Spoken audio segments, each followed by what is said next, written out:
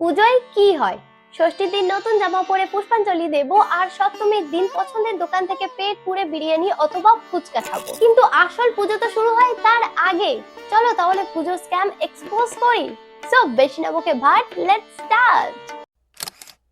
পুজো shopping করতে গেলে দোকানদার এত টপে তোলে যে নিজেকে বেশি সুন্দরী মনে হয়। আমার তো ভাই নিজের চোখের উপরে ডাউট হয়, এত সুন্দরী আমি কবে হলাম? আর বাড়ি থেকে যেই ড্রেসটা কিনবো বলে যাই, দোকানদার তো তার নামই শোনেনি। আর 10টা দোকান ঘোরার পর যদি একটা জামা পছন্দ হয়, তার ঠিক একটাই কালার। দিদি এই জামাটা নিয়ে যান, আপনাকে খুব সুন্দর লাগবে। না না, অন্য কিছু দেখাও, আমাকে এই কালারটা ঠিক মানাবে না। কে বলেছে? আমি বলছি দিদি আপনি এই ড্রেসটা নিয়ে যান, আপনাকে এটা পরে খুব সুন্দর লাগবে। আচ্ছা ঠিক আছে, আমি না হয় আপনার জন্য এক্সট্রা 30% অফ দিয়ে দেবো।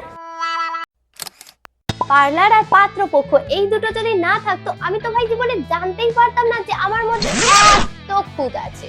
এ বাবা, দিদি তোমার স্কিনটা পুরো রাফ ঢালাইয়ের মতো হয়ে আছে। এটা আইব্রো না ছেলেদের গোপ? এ মা, হাতে পায়ে কি হেয়ার গ্রোথ! এবার ওয়ার্কশপ করিয়ে নিন, না তো এবার তো উকুন বাসা করবে আপনার হাতে পায়ে। এ হে, চুলের কি ছিঁড়ি! মনে হচ্ছে আমফান ফনি সব আপনার মাথার উপরেই আছড়ে পড়েছে। আপনাকে একটা স্পেশাল প্যাকেজ দিয়ে দিচ্ছি উইথ 50% ডিসকাউন্ট, যদি করিয়ে নিন এই পূজাতে। কি অবস্থা আপনার! দুর্গাপূজার সময় ফোন খুললেই হয় মা দুর্গা কাক বনে দৌড়াচ্ছে, না তো জলে ডুবে যাচ্ছে, আর নয়তো কুমোরতলিতে ফটোশুট করছে। যারা দুর্গা সাজছো তাদের উদ্দেশ্যে বলে রাখছি, দুর্গা সাজো ঠিক সময় যেন বিসর্জনটা হয়ে যায়, আর 1 বছর পরে যেন তোমাদেরকে সোশ্যাল মিডিয়াতে আবার দেখি। হেই গাইস, এখন আমি দাঁড়িয়ে আছি ক্যালানি প্যান্ডেলের সামনে, আর এরপর আমি যাব দাদু ঠাকুমার বিরিয়ানি খেতে। গেট রেডি উইথ মি পুজোর 52তম লুকে। আমার মনে হয় মেকআপ ভিডিওর জন্য সবথেকে ফালতু টাইটেল হচ্ছে এটা। কে কোথায় কিভাবে বসে এখন ভিডিও দেখছে তার ঠিক নেই, সে তোমার সাথে রেডি কি করে হতে পারে? দুর্গাপূজা মানে কন্টেন্ট আর কন্টেন্ট। প্যান্ডেলের ভিতরে অথবা বাইরে দাঁড়িয়ে ছাপড়ির মতো ডান্স করতে করতে 2000টা রিলস বানাবে, অথবা মা দুর্গার সাথে 500খানা সেলফি তুলবে, আর রাস্তার ধারে দাঁড়িয়ে থাকা গরিব বাচ্চাদের সাথে একটা সেলফি তুলে #help poor people। ছোট দোকান থেকে একটা জিনিস কিনে 100টা সেলফি তুলবে, আর সেটা তো 10,000 বার সোশ্যাল মিডিয়াতে পোস্ট করবে। ওহো, সিম্প্যাথি। আর মহালয়ার নামে তো আলাদাই স্ক্যাম হয়।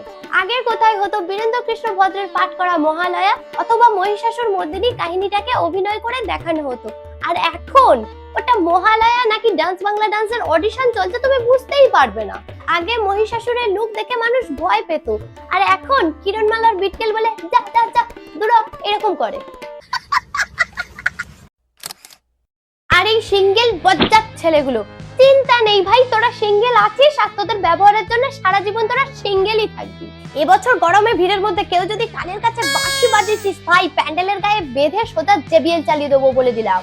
আর মেয়ে দেখলেই কি সুন্দরী, সিঙ্গেল নাকি? হ্যাঁ ভাই, আমি সিঙ্গেল, আর প্রয়োজনে সারা জীবন সিঙ্গেল থাকতে রাজি আছি, কিন্তু তোর মতো একটা ছাপড়ির হাত ধরে ঘুরতে পারবো না ভাই, বিশ্বাস কর।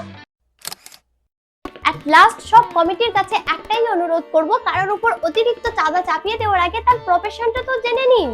পৌরসভা এলাকাগুলোতে দেখেছি 10,000 থেকে 30, 40, 50,000 টাকা পর্যন্ত চাঁদা চাওয়া হয়, আর না দিতে পারলে বিভিন্নভাবে হ্যারাস করা হয়, এমনকি ভাড়াটিয়াদের পর্যন্ত ছাড়া হয় না।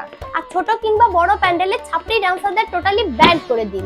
তাই বলে সাধারণ মানুষরা যদি স্মৃতির উদ্দেশ্যে ছোট্ট একটা ফটো ক্লিপ অথবা ভিডিও নিয়ে থাকে, তাহলে দয়া করে ভলেন্টিয়ার দিয়ে তাদের ফোনটাকে মেরে ভেঙে দেবেন না। এখন সবার ফোনেই প্রায় গুরুত্বপূর্ণ নথি থাকে যেগুলো ব্যাকআপ মারা থাকে না, আর একটা শখের ফোন কেনার জন্য অনেক কষ্ট করে পরিশ্রম করে কিনতে হয়, তাই দয়া করে কারো ফোন অথবা ক্যামেরা ভেঙে দেবেন না।